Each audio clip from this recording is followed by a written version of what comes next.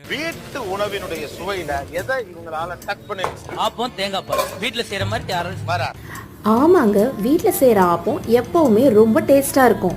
ஆனால் என்ன, இதுக்கு நம்ம மாவை ஊற வைக்கணும், கிரைண்டரில் போட்டு அரைக்கணும், அதுக்கப்புறம் கிரைண்டரை கழுவணும். அது ரொம்ப பெரிய வேலை. ரொம்ப சிம்பிளாகவும் ஈஸியாகவும் இப்போ நம்ம ஒரு ஆப்பம் செய்ய போகிறோம்.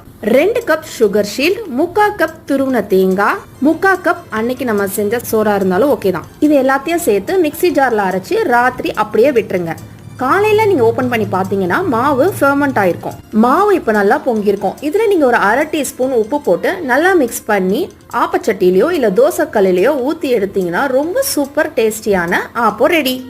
இந்த ஆப்பத்து கூட நீங்க தேங்காய் பாலோ இல்ல வெஜிடபிள் ஸ்டியூவோ இல்ல நான்வெஜ் கரீஸோ எது வேணாலும் வச்சு சாப்பிடலாம். இப்போ உங்களுக்கு ஒரு டவுட் வரலாம், நார்மலா நம்ம எப்பயும் வீட்டுல செய்யற ஆப்பத்துக்கும் இந்த ஆப்பத்துக்கும் என்ன வித்தியாசம் அப்படிங்கிறது. இப்போ நம்ம செஞ்ச இந்த சுகர் ஷீல்ட் ஆப்பத்தோட நியூட்ரிஷன் வேல்யூவை நம்ம ஃபர்ஸ்ட் கமெண்ட்ல பின் பண்ணிருக்கோம். செக் பண்ணி